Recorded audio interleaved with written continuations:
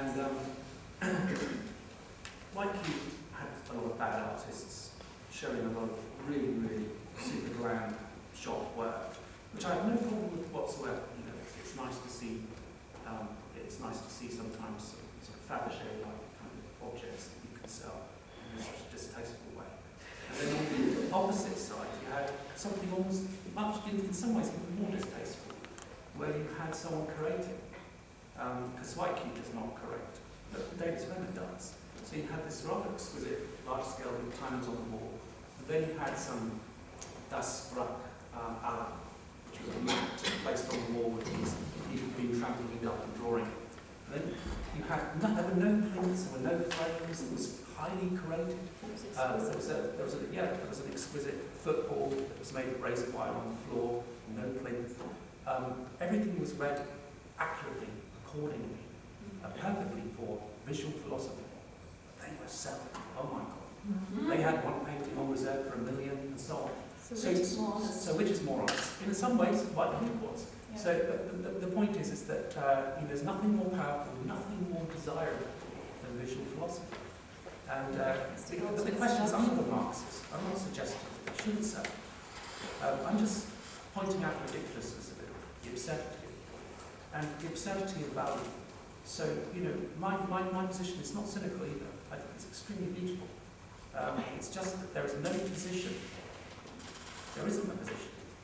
The riverbanks are constantly shifting, the silt has been taken down the river, and there's no bed. If there is a bed, there is not art.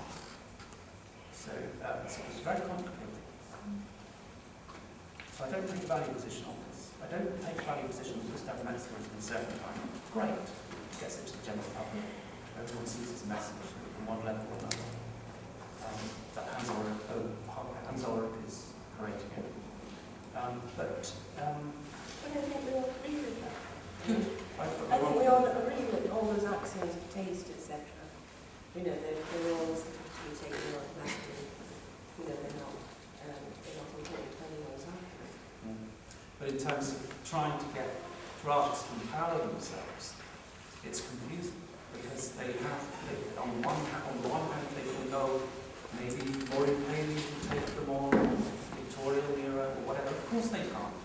No top commercial gallery can afford to. The rates and rents and so on. I hope the art colleges are teaching them this. Well, this is my bit. This is my bit.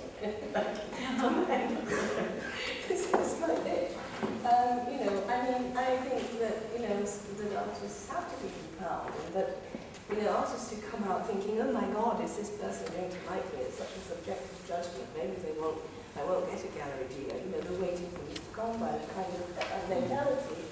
That's a killer. That's people hang themselves behind a canvas with that. That's, obviously that's not what you do. And neither do you sort of, you teach them the sort of professional development that, allows them to be able to fill out the arts council form with one hand while, making up a menu for a special dinner with J. Johnson on the other. I think what one has to recognise is that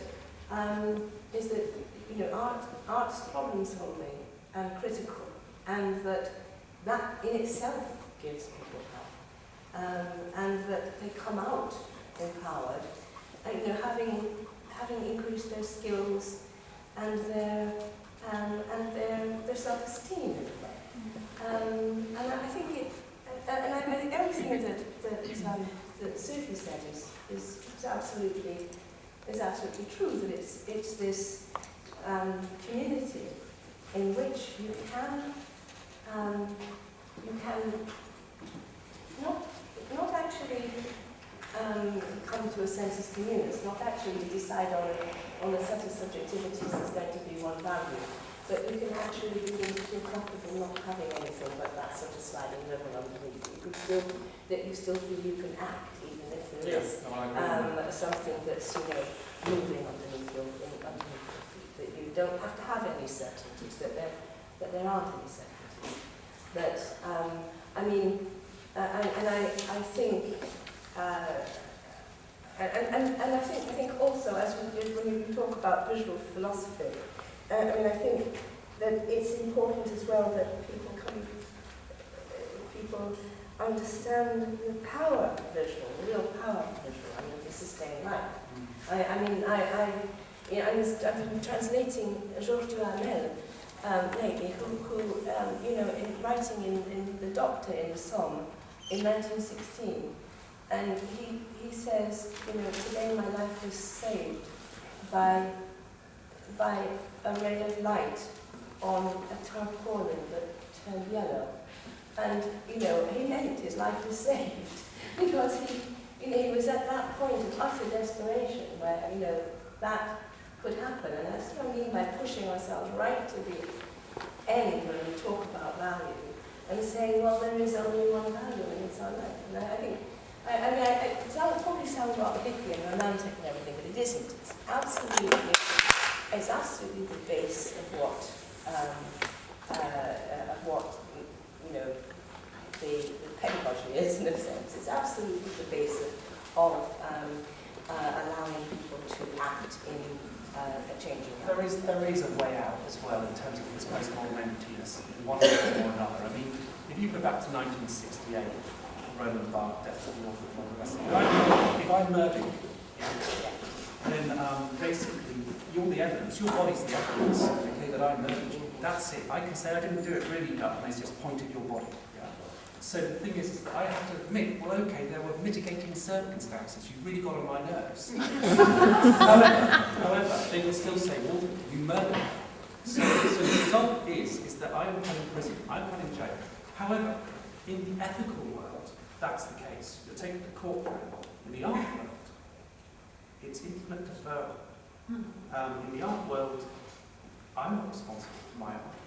I didn't really make this. So-and-so made this. Duchamp made this. So-and-so made this. So you get to this infinite regression of responsibility. I'm okay with that. It's a shifting problem. I'm not okay with that. I'd like to go back from 68 to 38. And Sartre, who said, you know, that artists are always engagés because they're always responsible for the roles they make.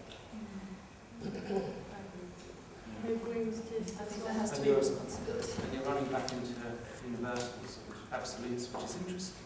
You know, but it's problematic, isn't it? No, I didn't say I run away from an absolute, but there is only one absolute, and it's the It's a absolute. natural In movement. that time, Sartre, you know. It's a natural movement to want to go towards cohesion of kind. No, it's what I'm Wondering as saying you- is that the act is important. Yes. And that the act carries with it. That's where you The intention. Yes, where you move towards value. Value is only at the end. It's only in the life of the man. You move towards it in the act. And you know, if that is an act which preserves or diminishes life in, you know, all its intensity, that's what is value to the act.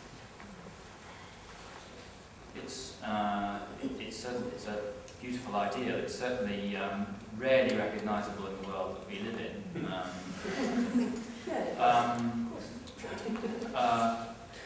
In hearing Gary talk about the visual, power of the visual,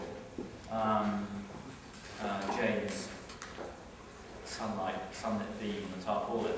I mean, these are sort of things that are free, they're all around us. But in terms of thinking about the way in which, you know, these abstruse questions, in a sense, about visual philosophy, about the function of art, about, you know, what it is that artworks give us that the general visual world does not.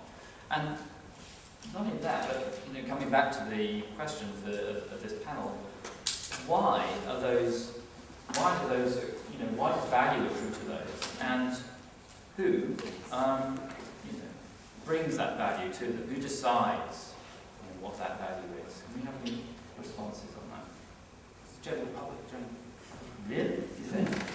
Yeah. I mean, one thing trying to suggest that this has an innate value. But it's hard. It has to be agreed via society. We learn, Wittgenstein's interested on his lectures on psychology and aesthetics. There's this group of men in a warehouse. They're pulling out stuff in a box. It's a toy, they know it's a toy. It's a book, they know it's a book. And when they pull out art, they know it's art. When they name it as art, they already know it's art. It's a very simple thing.